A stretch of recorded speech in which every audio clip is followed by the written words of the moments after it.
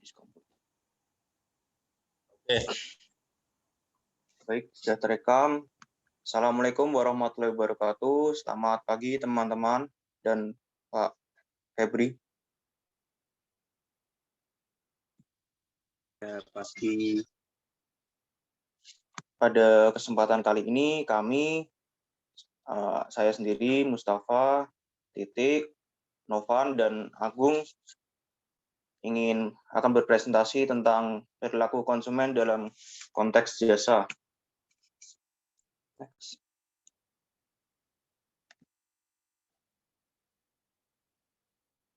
Baik, pada perilaku konsumen dalam konteks jasa dibagi menjadi 3 bagian, yaitu tahap pra-pembelian, yang kedua yaitu tahap pertemuan layanan, dan tahap setelah melakukan pelayanan. Oh ya, BTW ini kami menggunakan PowerPoint dari Pak Febri yang kami modifikasi dan terjemahkan. Yang pertama ada tahap pra-pembelian. Tahap ini intinya mencakup bagian-bagian ini, yaitu bagaimana pelanggan mencari solusi dari kebutuhan mereka. Terus dia mengevaluasi layanan mereka dan ketidakpastian tentang hasil dan risiko yang dirasakan, memahami harapan pelanggan, isi dari komponen pelanggan itu harapannya apa aja, dan membuat keputusan pembelian layanan. Kita lanjutkan.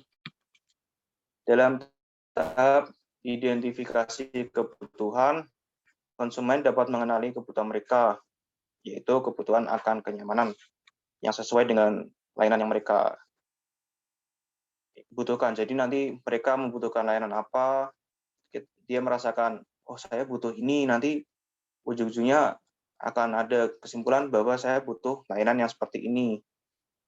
Pemicunya yaitu ada pikiran bawah sadar, misal identitas dan aspirasi. Kita buka.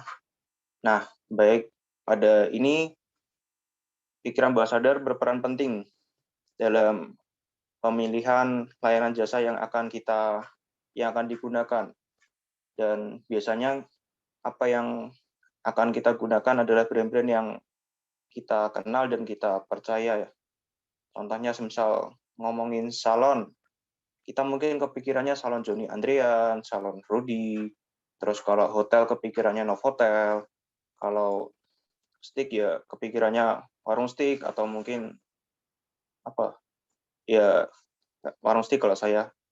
Kemudian kopi Janji Jiwa, Starbucks, dan lain-lainnya. Yaitu yang kedua ada kebutuhan dari pribadi seseorang tersebut, kondisi fisik, semisal lagi lapar, lagi panas, lagi sakit maksudnya, atau lagi stres. Kondisi seperti ini akan memicu kebutuhan yang berbeda-beda. Kalau lapar ya mencari layanan masakan, restoran. Kalau sakit berarti konsultasi dokter dan konsultasi di apotek untuk membeli obat. Kalau kita lagi stres atau ada beban, kita biasanya membutuhkan bantuan dari profesional untuk melakukan konsultasi psikologi yang lebih mendalam, jadi bisa mendapatkan solusi. Nah, yang ketiga yaitu adalah pemicu kebutuhannya sumber-sumber eksternal, yang biasanya berupa iklan, atau bisa juga dari faktor orang lain. Lagi pada ngomongin ini, lagi nge-hype yang ini, makanya bisa saja muncul kebutuhan dari hal-hal eksternal ini.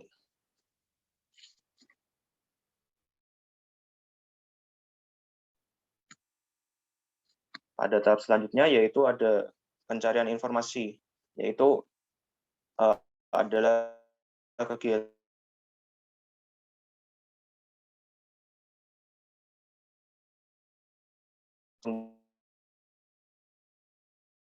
dibutuhkan.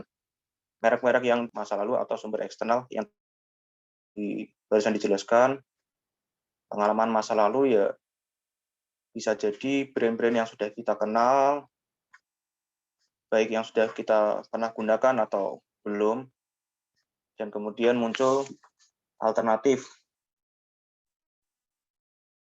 pilihan-pilihan yang kemudian dievaluasi untuk memilih layanan jasa mana yang akan digunakan. Evaluasi alternatif atribut jasa. Pada tahap ini, konsumen akan memilih atribut jasa mana yang akan digunakan. Misal pada layanan makanan, maka akan timbul pilihan seperti jenis makanannya apa, lokasinya di mana, restoran seperti apa, dengan harga yang seperti apa. Kemudian ada juga pengalaman yang tidak dapat kita tidak tahu bagaimana rasanya sebelum menggunakan. Contohnya ketika kita pergi ke layanan spa, maka kita tidak akan tahu gimana rasanya sebelum menggunakannya. Atau kita menggunakan layanan di restoran, maka kita tidak akan tahu bagaimana rasanya, suasananya sebelum kita benar-benar pakai. Yang ketiga yaitu atribut kepercayaan. Ini adalah atribut yang tidak dapat dievaluasi dan biasanya berdasarkan kepercayaan. Jadi calon pelanggan akan percaya kepada hal-hal ini. Namun sebenarnya kebenaran dari hal tersebut tidak bisa langsung diperiksa. Contoh kebersihan dapur dari restoran, kesehatan bahan masakan, atau mungkin kalau baru-baru ini di saat pandemi, ketika kita menggunakan aplikasi ojek online, maka akan ada pernyataan motor sudah disinfektan, drivernya sudah divaksin. Kan kita juga tidak bisa langsung mengecek bagaimana kebenarannya. Jadi ini berdasarkan tentang kepercayaan.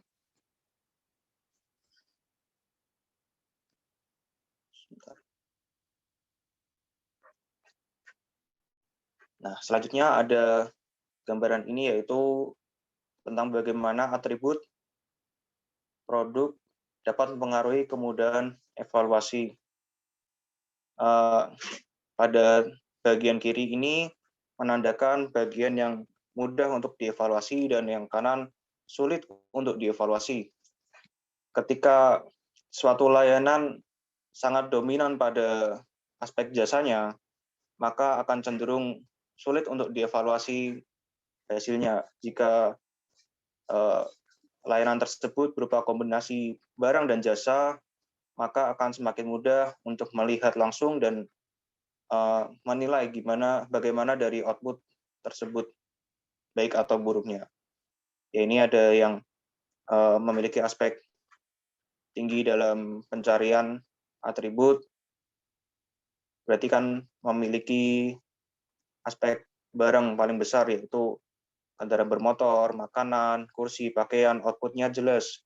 Kalau pada yang cenderung murni jasa, maka akan sulit dievaluasi. Contohnya reparasi komputer, pendidikan, layanan hukum, bedah kompleks. Hasilnya kan tidak bisa langsung kita lihat dengan mata dan harus dirasakan, sehingga cenderung lebih sulit untuk dievaluasi. Kok nggak bisa?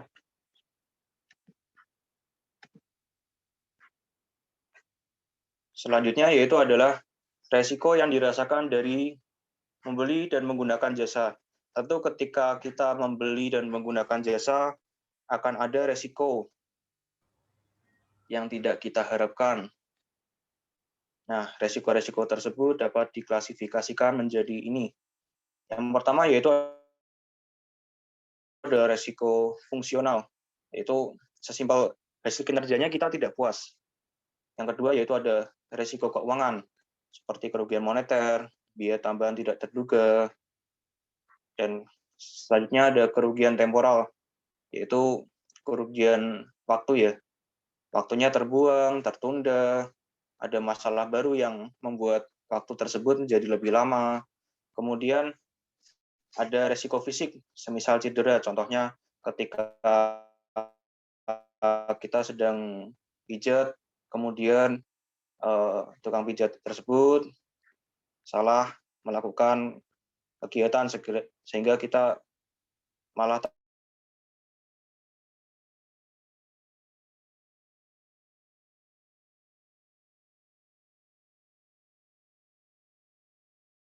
tidak dilakukan dengan benar sehingga yang ada logis, yaitu biasanya bisa berupa ketakutan, emosi negatif. Jadi tidak dapat dilihat ya. Selanjutnya ada kerugian sosial. Ini berdampak tentang bagaimana orang lain bisa saja berpikir dan bereaksi terhadap jasa yang kita gunakan. Yang terakhir ya,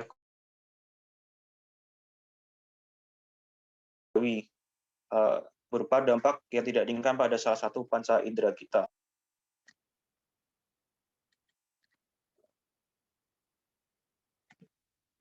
Next. Selanjutnya yaitu ada bagaimana konsumen menangani risiko yang dirasakan. Tentu ketika ada risiko pasti ada solusi untuk setidaknya meminimalisir dari risiko tersebut. Hal-hal yang bisa dilakukan yaitu adalah berikut: mencari informasi dari sumber-sumber pribadi yang dipercaya, kemudian membandingkan penawaran layanan jasa dan mencari ulasan dari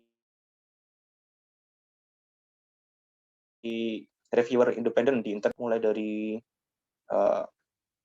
yang ada bintang-bintangnya dulu, atau lewat YouTube juga bisa. Kemudian kita juga bisa berusaha dengan mengandalkan perusahaan yang sudah memiliki reputasi baik. Terus kita bisa mencari apakah ada jaminan dan garansi dari layanan yang kita lakukan, seperti untuk meminimalkan kerugian. Kemudian mengunjungi fasilitas layanan jasa atau pergi untuk uji coba sebelum membeli dan memeriksa tanda-tanda atau bukti fisiknya. Jika layanan jasa tersebut memiliki kantor atau tempat buat show, kita bisa datang lihat untuk bagaimana jasa, dengan cara menanyakan kepada kawan yang berpengetahuan tentang layanan pesaing.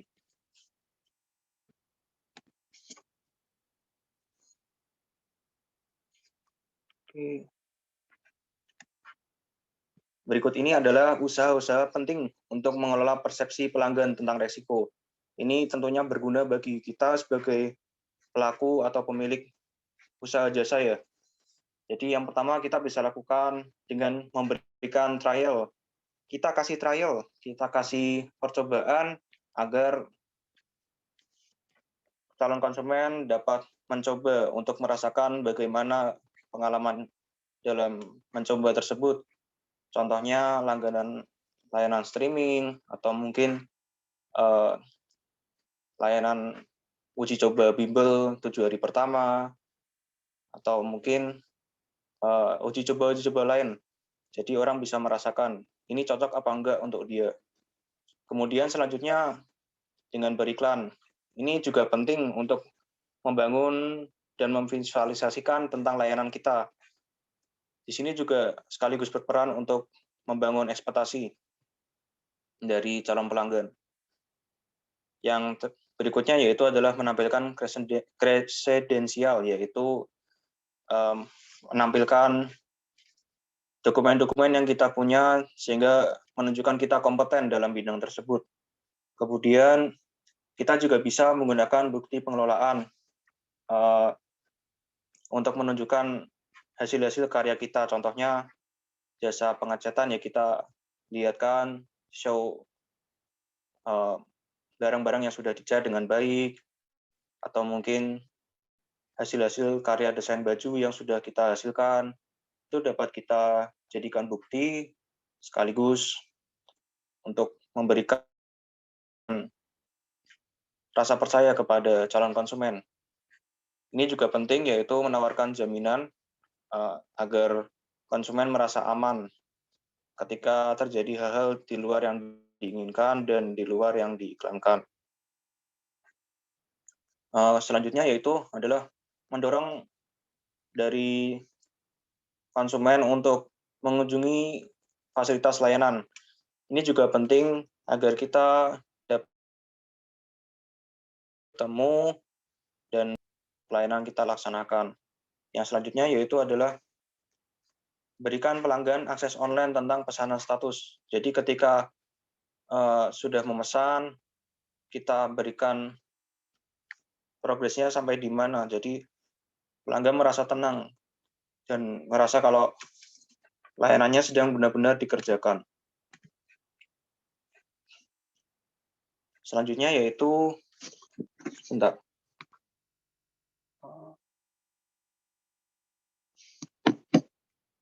memahami harapan layanan pelanggan. Hal ini penting untuk memahami bagaimana harapan pelanggan terhadap layanan kita. Pelanggan akan mengevaluasi kualitas layanan dengan bandingkan apa yang mereka harapkan terhadap apa yang mereka rasakan. Faktor situasional, faktor pribadi, tentunya juga dipertimbangkan dalam hal ini. Harapan layanan yang baik bervariasi dari satu bisnis ke bisnis yang lain, dan penyedia layanan diposisikan secara berbeda di industri yang sama. Harapan juga dapat berubah seiring waktu. Ketika sedang weekend, mungkin kita akan berekspektasi jika kolam renang tersebut akan ramai, atau tempat wisata menjadi ramai, dusun semilir contohnya. Dan ketika sedang weekday, hari-hari biasa, maka kita akan berekspektasi seharusnya lebih sepi. Harapan juga terpengaruh dari bagaimana kita mengiklankan layanan kita, sehingga mengakibatkan ekspektasi yang tinggi. Dan ketika moment of truth kurang baik, maka dapat menyebabkan ketidakpuasan konsumen. Selanjutnya akan dilanjutkan oleh teman saya, Agung.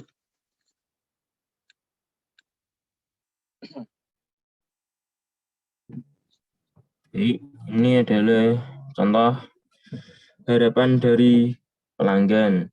Dapat dilihat dari ekspektasi dari sebuah keluarga ingin melakukan kegiatan renang di kolam renang. Mereka berekspektasi di sana tidak ada keramaian dan situasinya damai dan tentram. Tetapi kenyataannya di tempat kolam renang itu malah terjadi adanya keramaian dan situasinya yang sangat tidak nyaman, karena banyak juga keluarga atau orang-orang yang ingin juga melakukan kegiatan tersebut.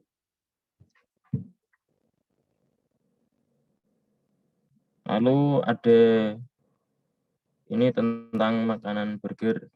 Dari ekspektasi seperti di gambar, burger itu terlihat sangat memuaskan jika dilihat karena bentuknya yang sangat enak jika dirasakan.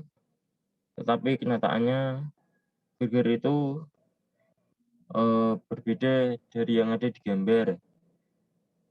Isiannya pun juga beda dan terlihat sangat tidak ingin untuk dikonsumsi.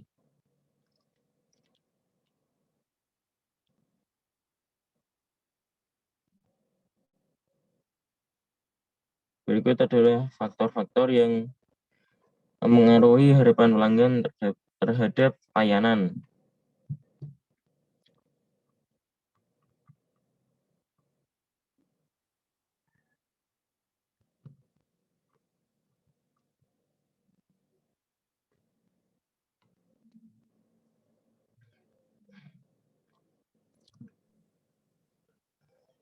Baik, bisa saya tambahkan pada gambar ini, dapat kita saksikan tentang bagaimana faktor-faktor yang mempengaruhi harapan pelanggan terhadap layanan. Pada sebelah kiri dapat kita lihat ini adalah faktor-faktor internal yang datang dari dalam diri seseorang. Kebutuhan seseorang, apa yang ia percayai dan ia yakini bisa dilakukan, ditambah dengan apa kata orang pada word of mouth, pengalaman sebelumnya, janji-janji dari layanan, baik yang nyata atau tidak, maka dapat menentukan servis atau layanan jasa yang dipilih ya. Kemudian dari layanan jasa ini dan faktor-faktor eksternal ini dapat membuat suatu layanan ini menjadi terbentuk standar. Standar yang bagus itu seperti ini. Ini dinamakan adequate service, yang juga dipengaruhi dengan faktor internal dari pelayanan yang ia telah rasakan, kemudian situasi juga pada saat itu akan menentukan bagaimana suatu pelayanan tersebut menyenangkan atau memuaskan atau tidak. Kemudian ada zone of tolerance, yaitu adalah zona di mana suatu layanan masih dapat ditoleransi dan dapat diterima, sehingga tidak menyebabkan kekecewaan, namun cukup. Baik, akan dilanjutkan oleh teman saya Agung lagi.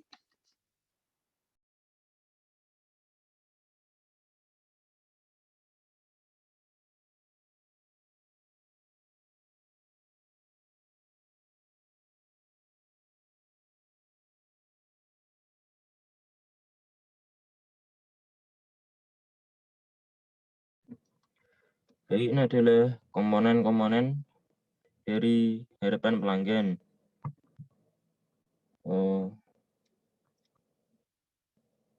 Yang pertama itu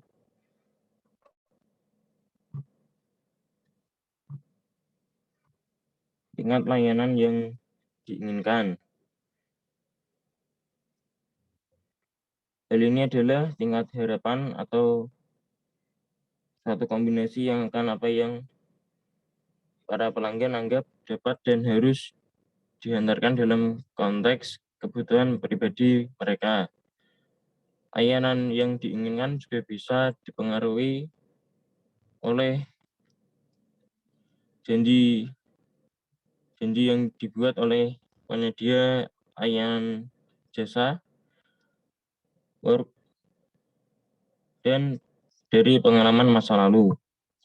Yang kedua, tingkat layanan yang memadai. Tingkat ini tentang tingkat minimal layanan yang akan diterima para pelanggan tanpa mengalami suatu kekecewaan. Yang ketiga, tingkat layanan yang diprediksi. Tingkat layanan yang diterima oleh pelanggan yang diperkirakan dapat dipengaruhi oleh janji dari penyedia layanan dan dari pengalaman masa lalu.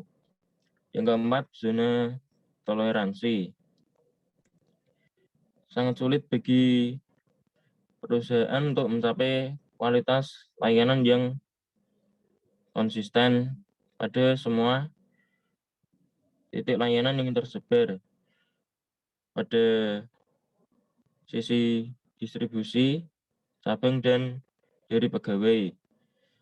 Bahkan penyampaian layanan dari seorang pegawai akan berbeda dalam kurun waktu hari yang sama dan dari satu hari ke hari yang lain. Next.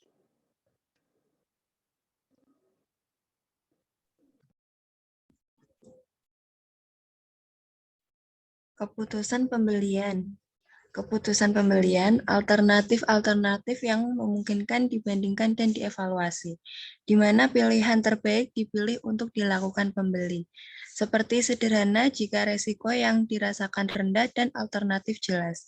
Kompleks ketika trade-off meningkat. Trade-off sering terlibat. Setelah membuat keputusan, konsumen pindah ke tahap pertemuan layanan.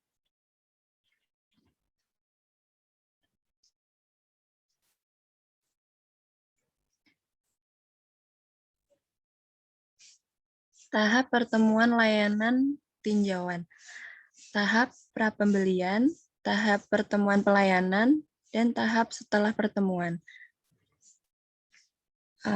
Contohnya seperti pertemuan layanan berkisar dari kontak tinggi hingga rendah, memahami sistem pelayanan,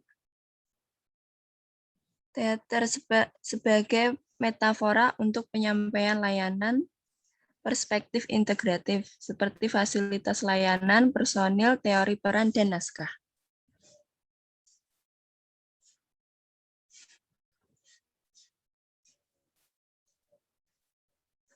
Tahap pertemuan layanan. Berjumpa layanan, periode waktu di mana pelanggan berinteraksi langsung dengan penyedia layanan. Mungkin singkat atau diperpanjang selama periode waktu tertentu, misalnya panggilan telepon atau kunjungan ke rumah sakit.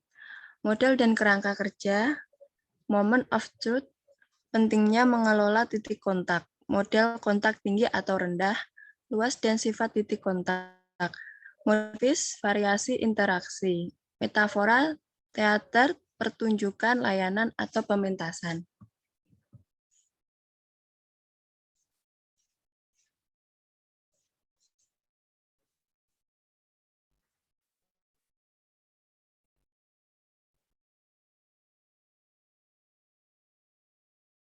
Saat-saat kebenaran.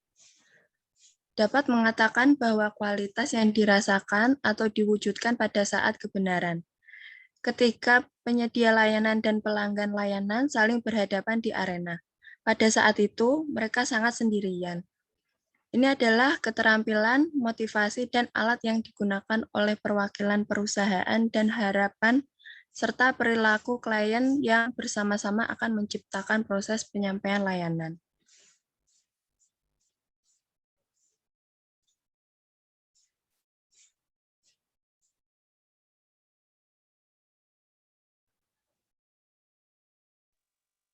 Ya, pada bagian ini saya akan melanjutkan presentasi dari Titik. Pada gambar ini dapat kita saksikan adalah contoh-contoh dari jenis layanan jasa, di mana warna biru dan biru muda ini memiliki arti. Yang biru tua menandakan bahwa adanya tingkat kontak yang tinggi dengan konsumen, seperti perawat, cukur rambut, cuci mobil.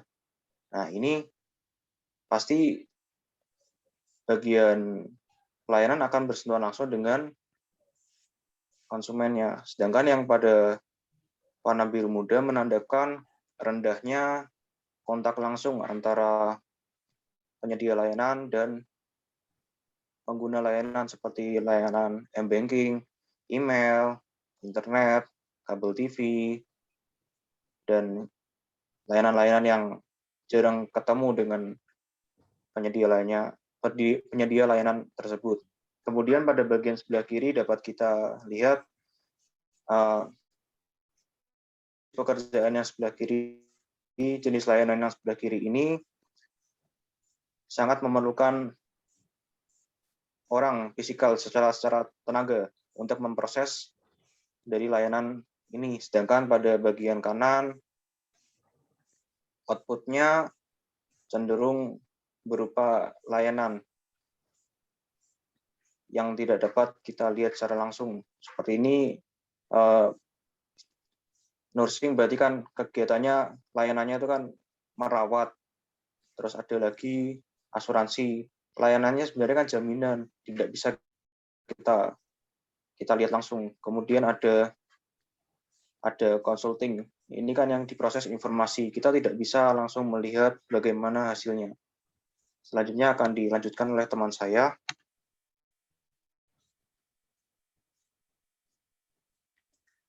Perbedaan antara layanan kontak tinggi dan kontak rendah. Contoh layanan kontak tinggi adalah pelanggan mengunjungi fasilitas layanan dan tetap tinggal sepanjang pemberian layanan.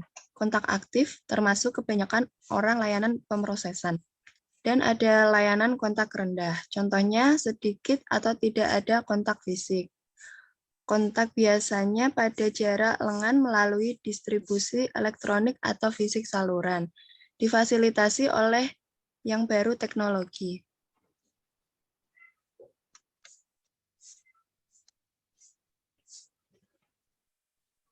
Selanjutnya pada gambar ini dapat kita saksikan seperti inilah dari perusahaan jasa bisa bekerja, atau workflow-nya seperti ini, cara dia bekerja seperti ini. Pada perusahaan jasa atau layanan jasa biasanya terdiri dari dua bagian, yaitu bagian backstage dan bagian front stage yang di depan. Di mana bagian depan itu terlihat jelas dan langsung karena berkontak langsung dengan customer. Sedangkan bagian backstage itu biasanya berisi orang-orang yang menyiapkan atau secara teknis menyiapkan persiapan-persiapan bagi orang-orang di front stage. Orang-orang di front stage ini akan memberikan pelayanan baik berupa jasa murni atau ditambah dengan benda dan jasa secara digabungkan menjadi suatu layanan kepada customer A. Kemudian akan dilanjutkan kepada customer berikutnya, customer B, dan selanjutnya. Baik, selanjutnya akan dilanjutkan oleh teman saya, Ovan.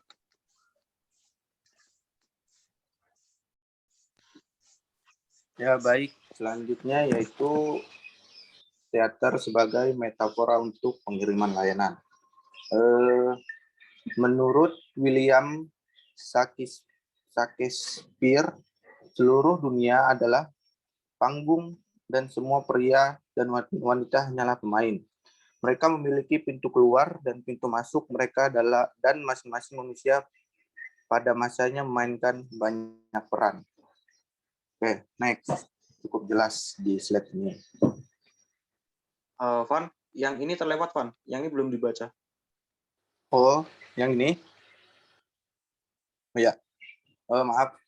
Sistem pelayanan, produksi dan pengiriman layanan. Sistem pelayanan, panggung, depan yang terlihat dan belakang panggung yang tidak terlihat. Operasi layanan, interaksi, tempat input diproses dan elemen layanan dibuat.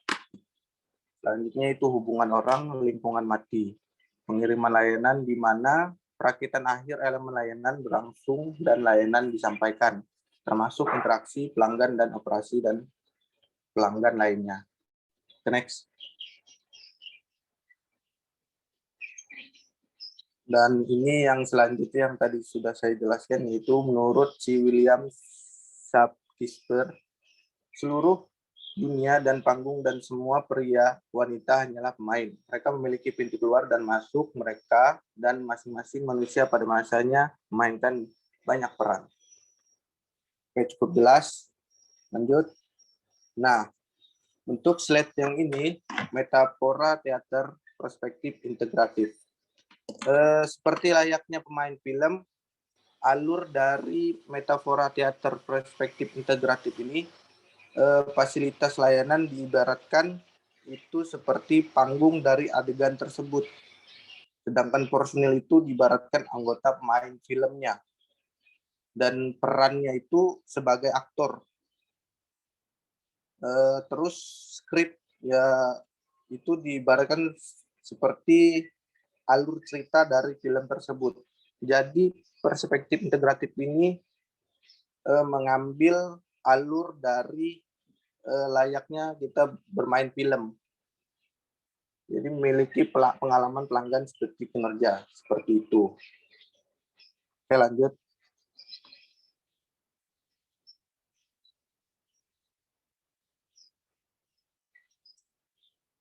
Lanjut aja, Mas.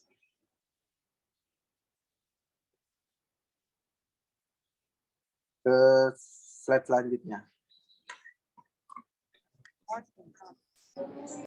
Dan implikasi selanjutnya itu implikasi partisipasi pelanggan dalam pemberian layanan.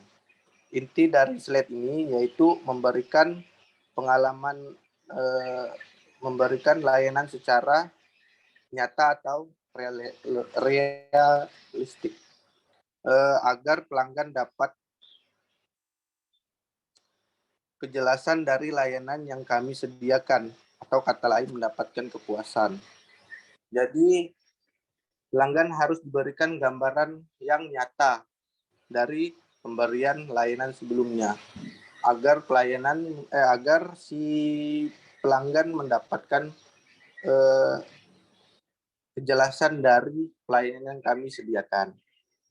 Mungkin begitu. Mungkin selanjutnya, Mas. Next.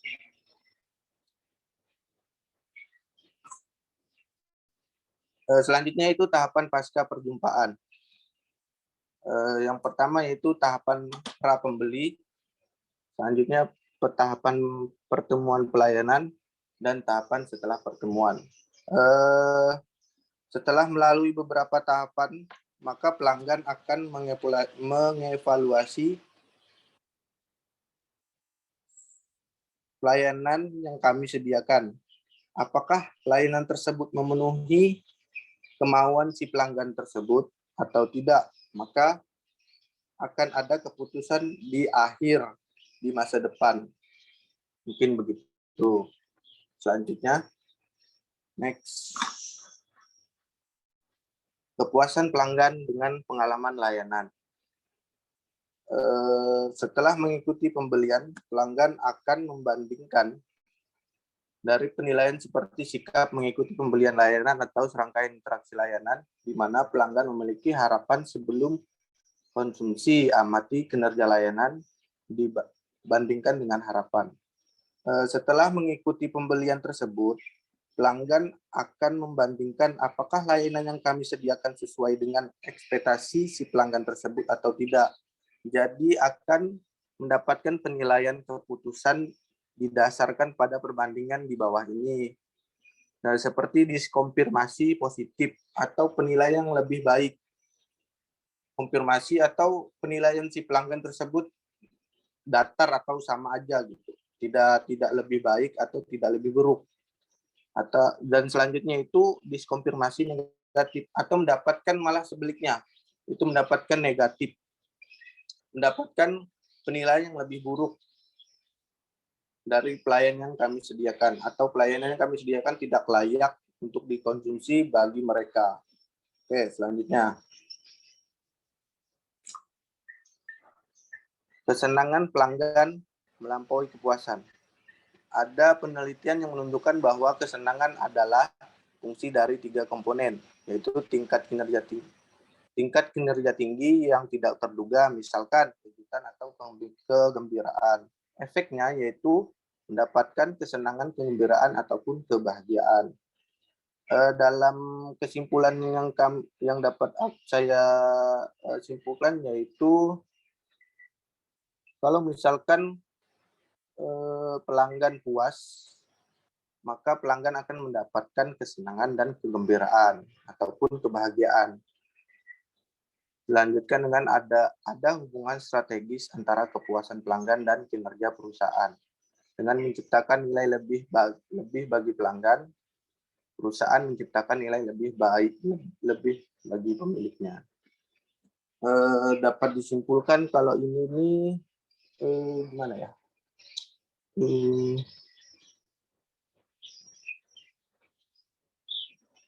Oke deh, sudah. Dilanjutkan oleh teman saya. Baik, selanjutnya saya akan melanjutkan dari Mas Novan. Seperti yang dijelaskan oleh Mas Novan, sebenarnya kita bisa mengenalnya dengan istilah customer delight. Itu di mana dari pelayanan tersebut jauh melebihi ekspektasi kita. Jadi yang ada kita tuh senang, kita puas, kita merasa layanan ini sangat worth it gitu. Layanan ini sangat baik gitu.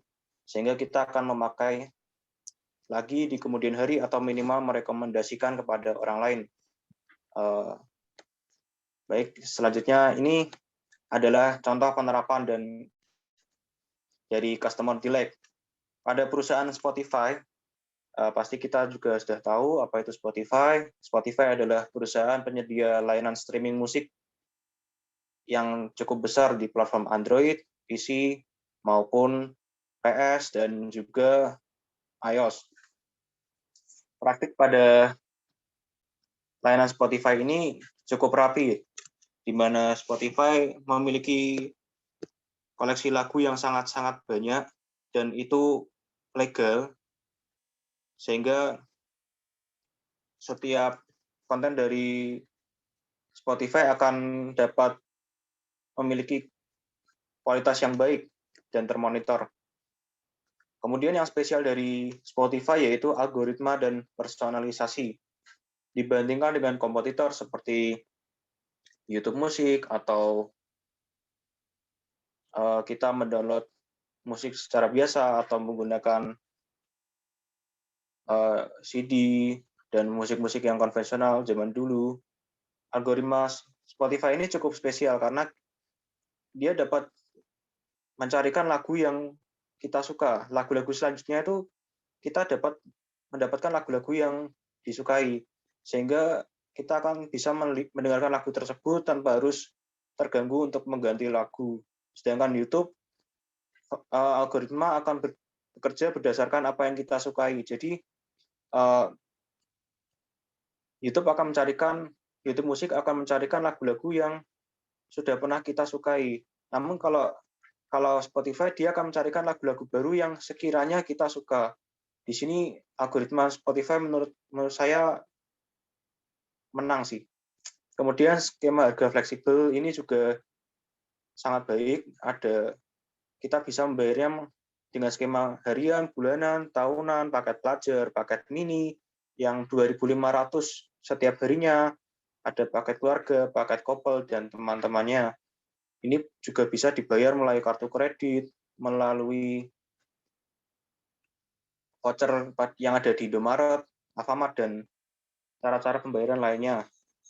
Kemudian ini sudah pada umumnya pada penyedia layanan online terdapat search engine untuk mencari musik-musik yang kita butuhkan, yang kita inginkan. Jadi kita dapat mendapatkan musik yang sesuai dengan yang kita mau. Spotify juga mendukung mendukung audio berkualitas tinggi yang bisa di-download juga, dan yang cukup spesial lagi yaitu fitur free pada Spotify ini tidak pelit dan cukup nyaman digunakan.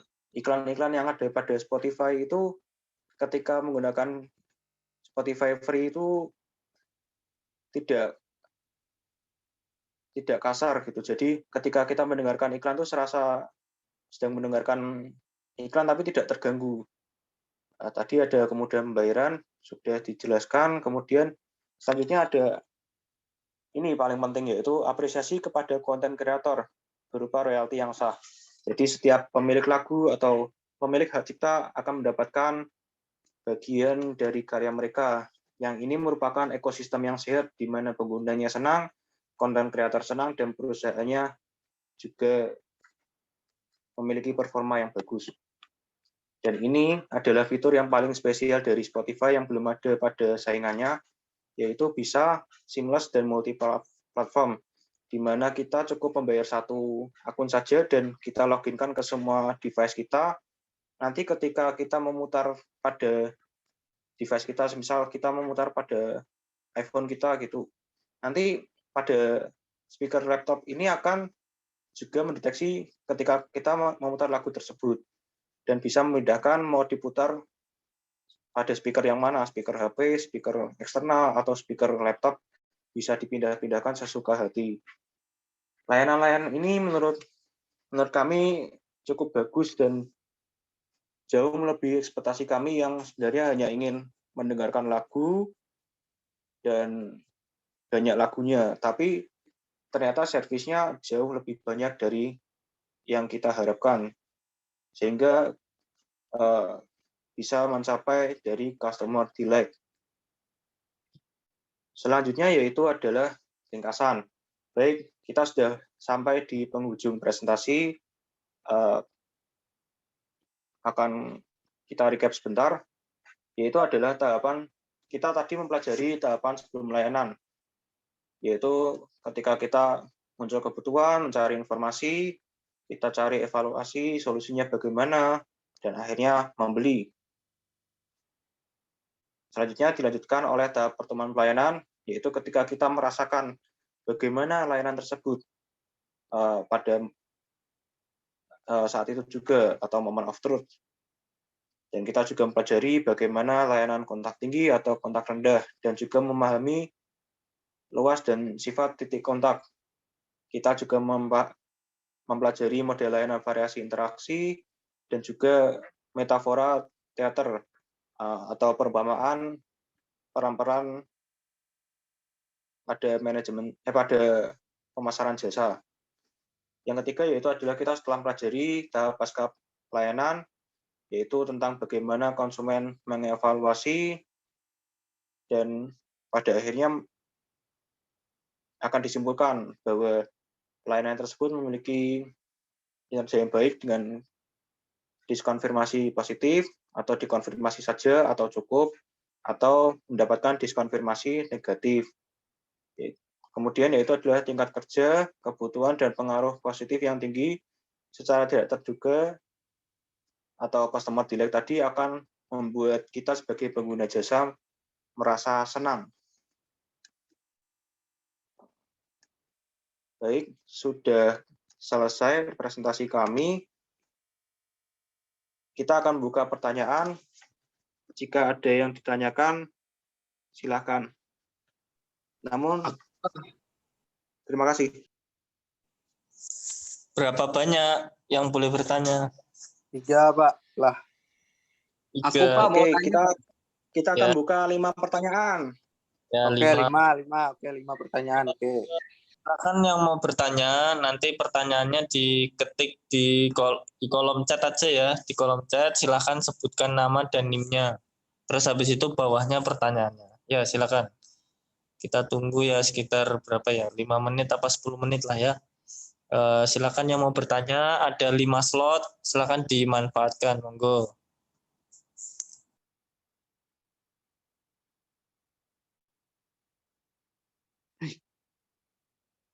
Ya. Heri. Aduh, kok ini ya? Apa aku langsung ngomong aja ya? Nggak Pak? usah di enter, Her, langsung aja diketik gitu, Heri Subandi, terus NIM-nya, terus pertanyaannya. Jadi nggak usah di set, di enter nggak usah, disambungin aja. Oke, Pak. Aditya juga nggak usah di space ya, kayak Heri tadi, disambungkan aja, nggak apa-apa.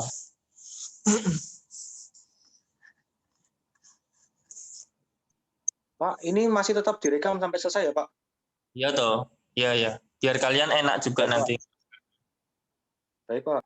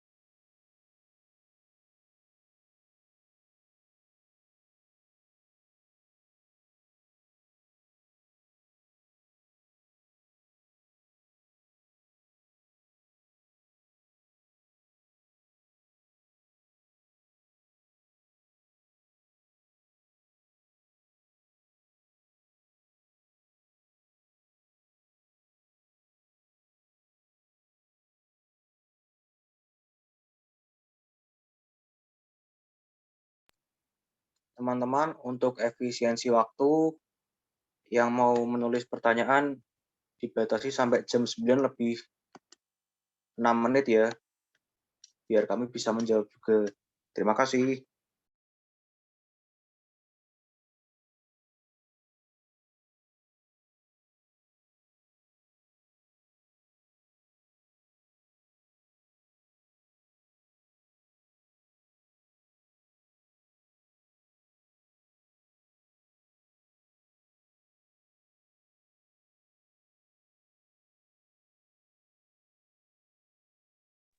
Pak Febri, bagaimana kalau ini menulis NIM pada chat, terus tanyanya lisan aja Pak. Barangkali ada yang bingung mau tanya nulisnya gimana. Sebenarnya ya terserah saja sih, nggak masalah ya. Soalnya ini tak kira langsung pada ngetik ya, ternyata malah pada nggak ngetik nih. Ya terserah Mustafa aja, yang penting terkoordinir dengan baik, gitu aja. Monggo teman-teman.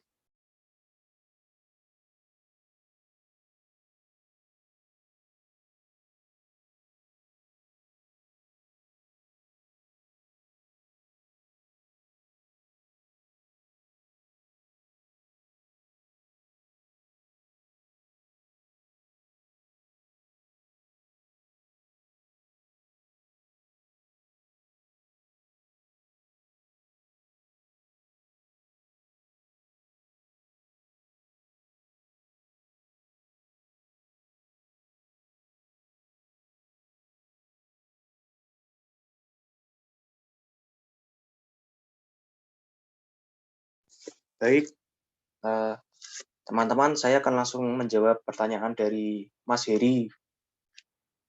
Bagaimana kalau kita memasang ekspektasi dan pelanggan kecewa dengan kenyataannya karena tidak sesuai dengan harapan dan perusahaan dikenal buruk di masyarakat?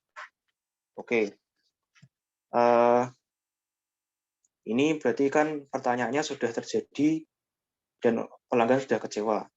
Jika kekecewaan tersebut adalah merupakan hal yang sangat besar sampai mengganggu performa, maka kami akan minta maaf. Namun pada umumnya perusahaan akan memberikan ekspektasi tertinggi kepada pelanggannya, kepada calon konsumennya agar dia merasa tertarik. Contoh seperti perusahaan Toyota, mungkin pada iklannya akan menampilkan Toyota Alphard, Fortuner, dan mobil-mobil keren lainnya seperti Toyota Supra dan mobil-mobil keren lainnya. Namun pada kenyataannya mungkin kita hanya akan membeli mobil Avanza atau Toyota Innova. Jadi sebenarnya tidak ada masalah sih ketika kita memberikan ekspektasi yang tinggi. Karena biasanya kita masang produk flagship kita sebagai bahan iklan. Namun pada kasus ini, jika seperti burger, pasti terdapat menu yang seperti itu pasti ada. Namun harganya juga pasti akan berbeda dengan harga yang paling rendah. Ketika konsumen membeli yang paling rendah dan ekspektasinya berbeda, ya sebenarnya kita tidak bisa berbuat apa-apa. Dan kita kan juga sudah berusaha mendiferensiasikan produk kita agar masuk ke dalam pasar yang banyak. Namun ketika foto produk ini tidak sesuai, akan terjadi kekecewaan, dan sebenarnya tidak apa-apa. Kalau menurut saya tidak apa-apa, tetap dilanjutkan saja. Yang penting memenuhi dengan kaidah-kaidah kesehatan, dan biarkan orang lain berkomentar atau mungkin reviewer mengatakan yang sebenarnya. Tidak apa-apa. Terima kasih. Aku boleh sanggang sedikit, Pak? Boleh, monggo. Nah, kalau buat mobil kan itu kan barang tuh kayak barang langka lah kalau buat orang Indonesia ya. Cuma orang-orang tertentu dan kerjaan yang udah menetap. Nah, kalau seperti makanan kan itu kan dia tuh mudah dapatkan di mana aja gitu loh. Nah, kan gimana gitu loh. Kan kita ini jasa makanan kan. Gimana cara bersaing kita tuh lebih berkualitas gitu. Sedangkan apa namanya? Masyarakat tuh mengenal apa namanya? Jasa kalian tuh udah kayak ya pokoknya buruk lah. Kayak ibaratnya tuh kalian tuh berdiri di padang kupu-kupu terus hanya belum tentu ada kupu-kupu yang udah nempel ke kamu gitu loh, Pak. Jadi kalau buat yang aku tanyain ini, kalau kamu udah apa namanya, udah dikenal buruk sama masyarakat, jadi masyarakat tuh kadang-kadang tuh nggak mau, bahkan mereka tuh bisa ngomong dari mulut ke mulut gitu loh. Jadi gimana cara kalian itu supaya masyarakat itu bisa percaya buat sama kalian gitu. Kayak contohnya aplikasi Tokopedia sama Shopee kan. Nah, itu kan udah jauh tuh bedanya tuh. Dulu banyak pengguna Shopee, itu Tokopedia, terus ada Shopee, terus ada lagi yang lain-lain gitu. Gimana cara kalian tuh meningkat supaya gaya bersaing kalian tuh lebih bagus gitu loh daripada yang lain. Supaya membuat konsumen tuh percaya lagi bisa menggunakan jasa kalian. Baik, berarti ini poinnya gimana caranya berubah. Oke, kalau menurut saya sesimpel ya berubah. Jadi kalau kita sudah melihat feedback-nya kurang baik, maka kita harus adaptasi, improve menjadi lebih baik lagi. Meskipun untuk foto produk dan foto asli, itu mungkin bisa tetap berbeda sih. Tapi kalau memang mau nekat juga bisa. Yang pertama dikasih foto yang sudah diedit bagus sekali, yang satu real pic, foto yang asli, itu juga bisa. Terus kemudian untuk membenarkan citra, untuk memperbaiki citra, maka kita tetap perlu yang pertama berdiri, berinovasi, tetap berkonten, pemasaran tetap aktif. Jika arahnya salah pemasarannya, maka dibenarkan arahnya. Terus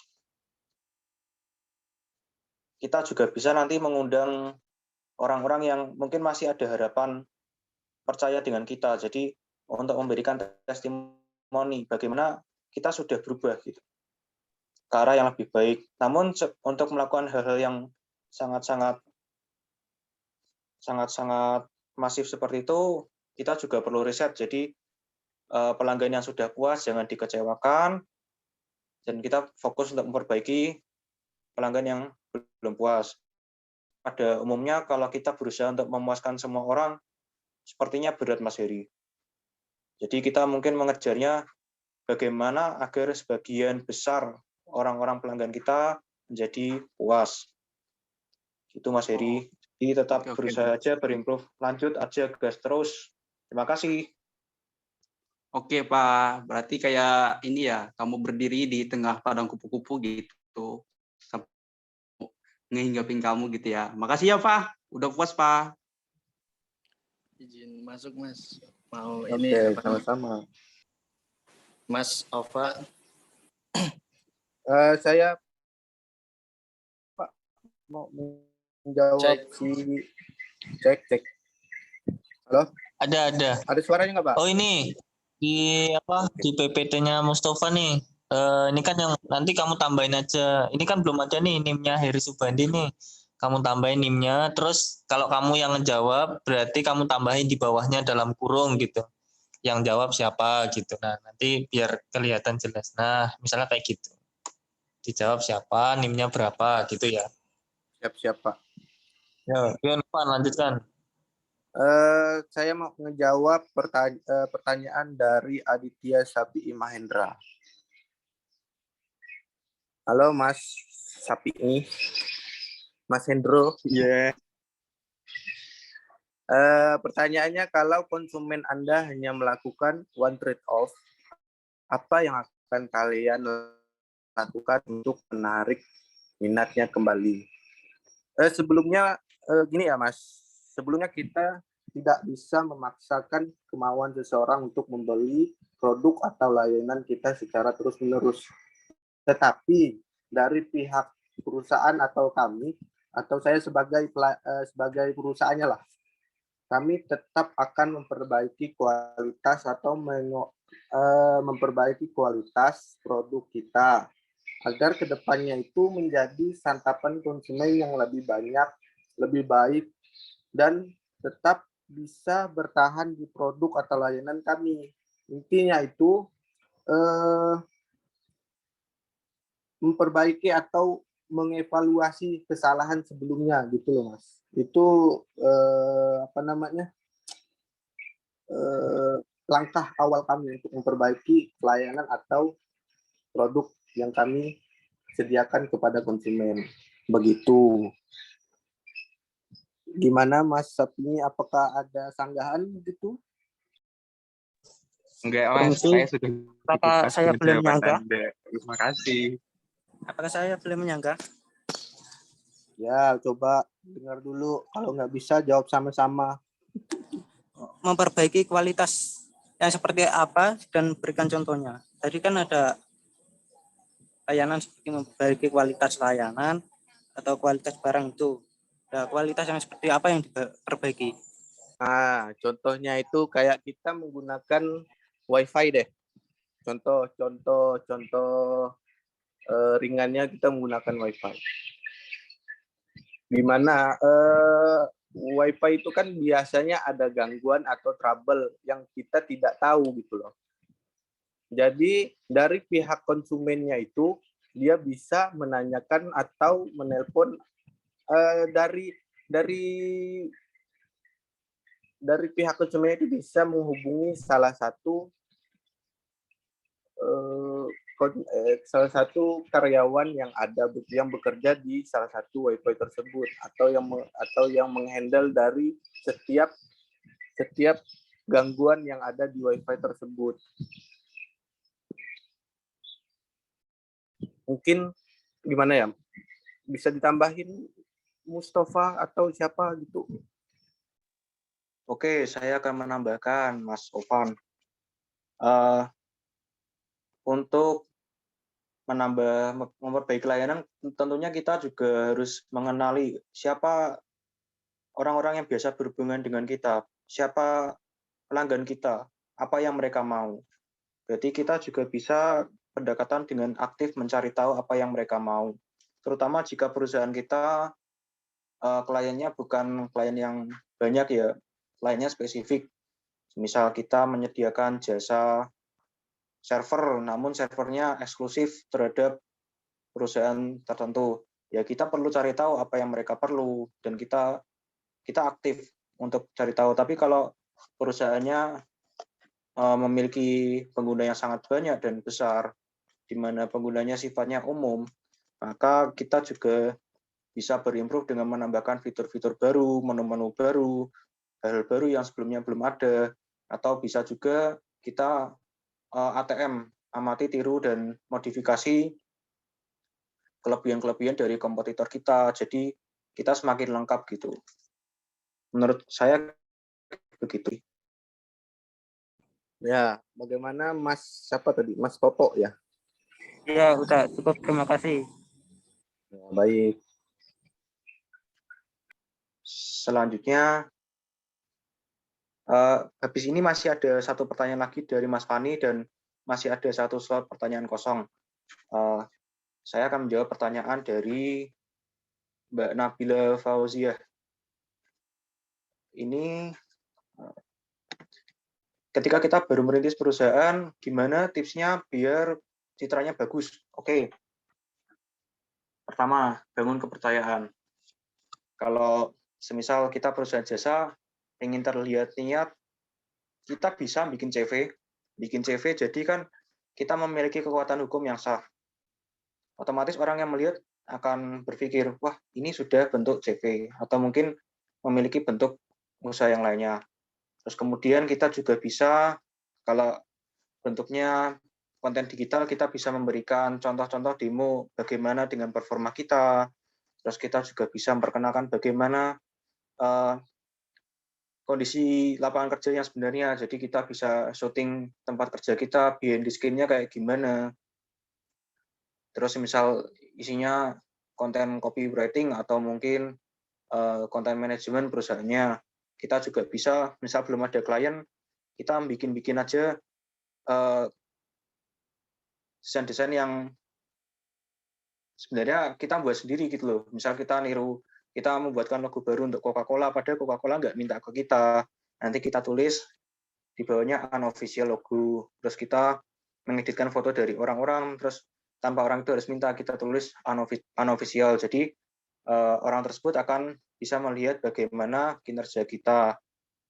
Dan selanjutnya untuk konsumen percaya dan loyal itu kita perlu memelihara kepercayaan. Jadi orang diberikan kepercayaan itu sudah sangat-sangat bagus dan kita harus menjaga. Sebaiknya kita tidak membual dengan janji kita, menepati janji kita. Jadi minimal orang tersebut senang dan syukur-syukur bisa sangat puas. Terima kasih.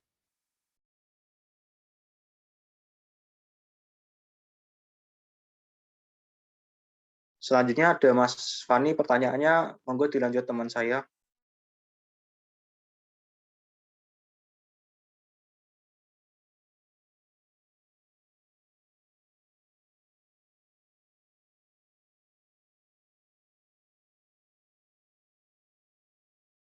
BTW Mbak Nabila, gimana jawabannya Mbak? Sudah cukup atau mau perlu ditambahkan lagi? Udah Mas, cukup Mas. Makasih. Sama-sama. Terus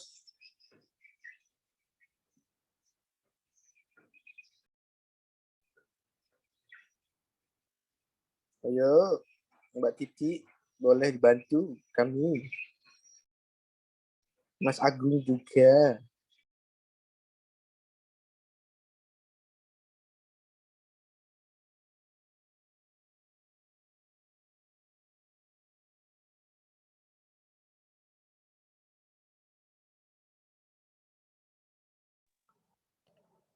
Saya akan mencoba menjawab dari pertanyaan dari Mas Fani Fadilah. Mas Agung, maaf kok suaranya agak kemeresek ya? Ya, monggo dilanjut. Pertanyaannya, bagaimana cara mengetahui tingkat kepuasan konsumen? Untuk mengetahui tingkat kepuasan konsumen, kita bisa membuat sebuah survei dengan memberikan beberapa pertanyaan agar kita bisa mengetahui bagaimana respon dari pelanggan, apakah baik atau buruk dari pelayanan jasa yang diberikan. Dan dari hasil itu bisa menjadi sebuah informasi yang penting bagi kedepannya agar pelayanan jasa yang diberikan bisa lebih baik lagi. Yang kedua, bagaimana langkah jika ada keluhan dari konsumen. Dengan cara menanggapi keluhan itu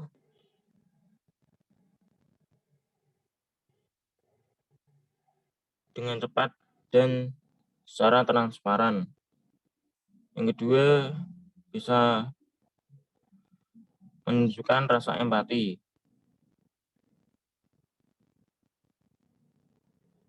Dengan cara bisa berempati dan berpikir apa yang pelanggan rasakan, sehingga kita bisa tahu bagaimana harus menangani komplain dari pelanggan dengan empati dan memberikan komunikasi yang baik. Dan bisa menjelaskan permasalahan di tengah-tengah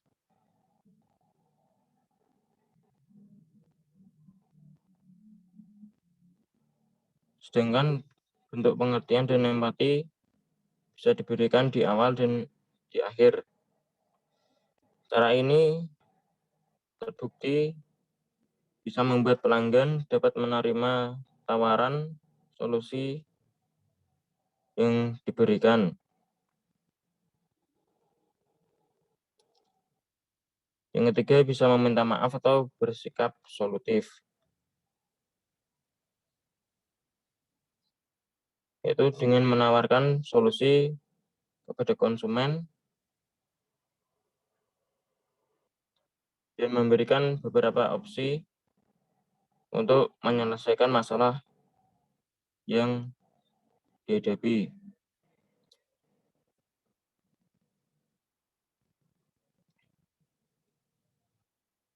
Mungkin itu saja. Cukup. Baik, cek. Mas, suara saya masuk nggak? Masuk. Oh iya. Masuk, Mas. Berarti kan intinya diberikan ini ya, opsi-opsi buat istilah ganti rugi itu. Terus yang nggak kayak diberikan contoh perusahaannya itu apa, terus misal desain-desain grafis nih Mas. Ya kan itu kan termasuk perusahaan jasa. Kalau misalkan gambarnya tidak sesuai, itu opsi-opsinya apa Mas? Gitu. Menurut Baik. Anda. Baik, berarti ini pertanyaannya kasusnya perusahaan Iya, desain diberi grafis contoh kasusnya desain grafis. tidak sesuai dengan keinginan konsumen. Baik. Gimana? Seperti itu? Iya, seperti itu. Atau? Oke. Iya. Kalau menurut saya, gimana? Maaf, sinyal saya yang putus-putus.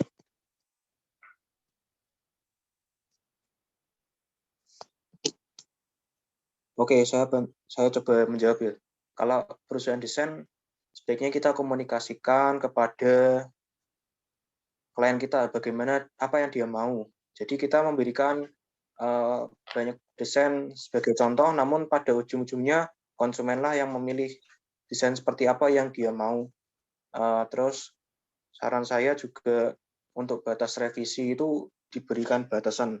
Jadi kita juga senang bisa merevisi dan membuat klien puas, namun kita juga klien juga bisa mengira-ngira apa yang dia mau sehingga tidak terlalu banyak revisi yang membingungkan kita. Karena pada dasarnya ketika klien menjadi banyak dan kita hanya memuaskan satu klien dan klien lain terbengkalai kan itu tidak baik. Sehingga ada baiknya komunikasi, diberi peraturan yang jelas, namun ini peraturannya tidak saklek ya, tidak saklek. Jadi ketika ada yang kira-kira kok penting sekali gitu, ya sudah boleh revisi lagi. Jadi revisi itu menurut saya sangat dihargai oleh klien karena merasa diperhatikan. Baik, terima kasih.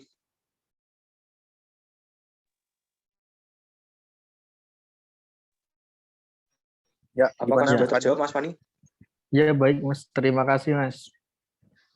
Sama itu, Mas, tadi yang pertanyaan nomor 1 kan agak bingung sih. Itu kan contohnya burger sama mobil. Setahu saya itu burger sama mobil kan bukan usaha jasa ya, Mas. Itu namanya usaha produk kayaknya sih. Itu sebenarnya definisi perusahaan jasa itu apa sih, Mas? Kalau setahu saya kan definisi perusahaan jasa berarti interaksi ekonomi yang tidak melibatkan pertukaran barang gitu, hak milik gitu. Apakah benar atau gimana? Maaf, tadi saya salah berikan contoh ya. Maaf. Jadi kalau burger itu masih hybrid ya antara perusahaan barang dan jasa, di mana proses memasaknya adalah jasa dan kemudian barangnya adalah barang. Jadi itu perusahaan barang dan jasa. Oke, berarti kita ganti contohnya baik. Semisal kita ganti contohnya Tokopedia itu loh, Pak. Layanan provider. Oh, Tokopedia boleh. Kita kasih Tokopedia.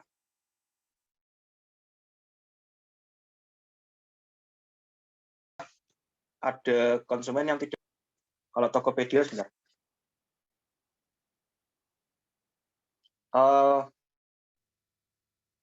Pada intinya perusahaan jasa kan juga perlu memberikan janji-janji yang bisa ditepati ketika janji tersebut sudah keluar dari zone of tolerance dan orang-orang yang menggunakannya kecewa, maka sudah sepantasnya minta maaf dan tetap improve bagaimana selanjutnya. Dan kepada konsumen yang bermasalah, penting banget untuk dihubungi agar kendalanya segera selesai. Menurut saya begitu. Mohon maaf, karena waktunya juga sudah mepet. Boleh saya tutup, Pak?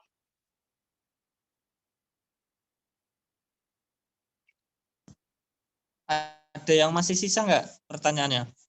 Ada ya? Ada nggak? Halo? Aduh, nggak ada suaranya Sudah lagi. pertanyaan. Oke, kalau sudah recordnya di stop. Di ini aja, yang dihentikan, yang kotak-kotak gambar. Baik, Pak. Kalau begitu kami tutup dulu ya, Pak. Demikian presentasi Ya, dan pertanyaan dari kami sudah kami jawab. Kurang lebihnya kami ucapkan mohon maaf dan terima kasih. Semoga dapat bermanfaat. Kurang lebih. Wassalamualaikum warahmatullahi wabarakatuh. Waalaikumsalam. Waalaikumsalam warahmatullahi wabarakatuh.